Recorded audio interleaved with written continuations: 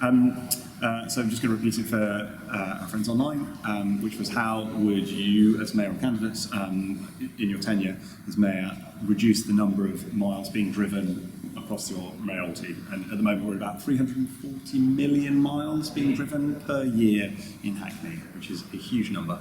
So let's start. I'm just going to start. That's okay. So if I were mayor, in order to reduce the number of miles driven, I would make cycling more accessible for all. As I've already said, I don't cycle in Hackney. I don't feel confident enough. I feel like you'd have to be super fit to cycle and really experienced. However, if roadway designs were used that were inclusive, that were for all ability cycling, I would feel much more confident in cycling. If there was more signage, if it was clear that it would be safe to go a certain way without suddenly emerging at a huge junction that's absolutely terrifying, I would be much more likely to cycle. So that's how I would make a difference. So I think along those sorts of lines, I think working with businesses that provide cycles, things like Line Bike, which is owned by Uber, I think Human Forest, I think, is another one, are really important. I know that I normally cycle generally using Lime because it's just easier than Santander bikes.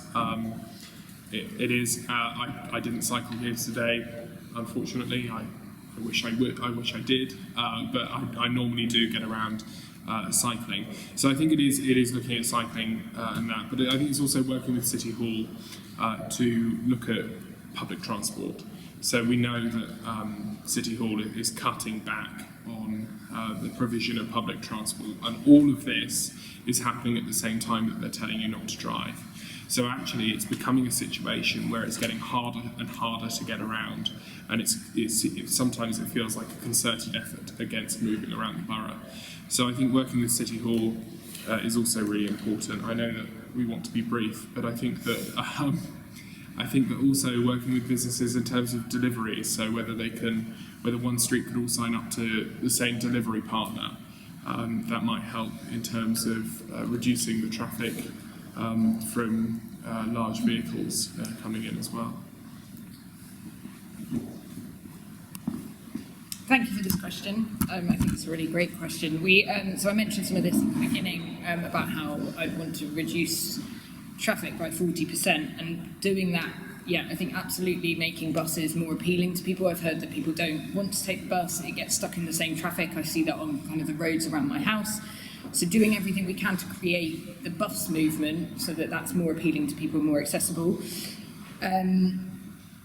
Lots to think about in terms of not just moving to electric cars. I think I'm really focused on getting people into active travel rather than just kind of moving to electric cars, because I also think that's, they do create, it is carbon intensive, and also, they do create accidents. There's loads to do around cycling. Helen, you should come down to Gillett Square and come and talk to us at Zoom, and we'll help you build a bike and get you confident. Because I think that's it. It's talking to people and finding out where they are, and not just implementing these things onto people, but learning what the barriers are. It could be kind of financial or confidence, or the way that we've structured things. But that's absolutely what we're about at the Zoom Bike Project. Talking to people about getting them interested and excited about active travel as well.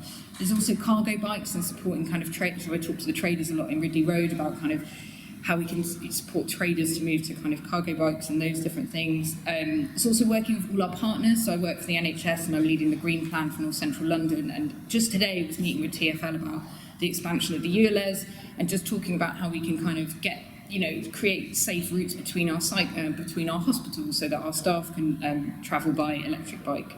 And we're also, as a Green Party, being really supportive of safe and fairer road pricing through the London Assembly. So our London Assembly members have been championing that and working with the Mayor on that for a long time. So yeah, lots we can do. Thanks, Chris, for the question. I think it's a really important one, and it's at the heart of what we need to do next.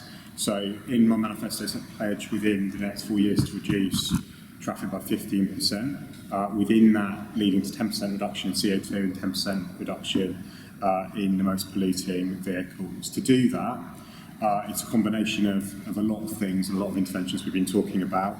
I would add my offer to Helen. I think we provide for a reason free cycle training in Hackney. It's really well done. It's by a great group of people. It really takes you on that journey from literally not having the courage to cycle in a car park to being confident enough to go round the Old Street roundabout. That was my journey, and I was there by second go. To hopefully deliver something for Oliver, we have a doctor's bike scheme which we've procured. You'll see all the locations across the borough. It's going to be a mixture of e-bikes and normal bikes. It will be one of the operators. I'm really proud that we're able to deliver that because Santander only goes up to the bottom part of our borough. It is about exploring issues like road user charging. I think the only way we are going to see people consider walking, cycling and public transport as viable is if they are cheaper and easier than it is to get into the car to do those short trips. I've said I'm multimodal. There will always be trips that people need to take their cars, but it shouldn't be the easiest thing to do, and that's why I think LTNs are important. We did a really big and engaging consultation on our parking enforcement plan about 6 months before the election. After the election, that will also set out how we're going to use that plan to encourage a reduction in car ownership, to involve transition for those that do need their private car. And the last bit, I suppose, is public transport. We absolutely need to continue to invest in public transport, but I think there's a bit of a lie told that Hackney's public transport is poor, and that's the reason people are driving. Wind the clock back before the overground and its connectivity. There were many also, if you go back to the start of this century, most of those single-decker buses did not exist in Hackney, serving most deprived communities connecting up to hospitals. All of that investment has come. The reliability of it is better than ever. And I think we need to keep fighting for that and making sure that it connects up. But I don't think that is the most people's barrier to using public transport and out to travel is a lack of it, because I think in the time that I've lived in this borough, it's improved vastly. And yes, we need to do more. I'd love to have seen Crossrail 2 come, but that isn't on the agenda at the moment. But I will keep fighting for things like the improvements to Stratford Station, improvements to east of the borough's bus routes. We know there are parts of the borough that are still ill-served by bus routes as well. Thank you. Yes.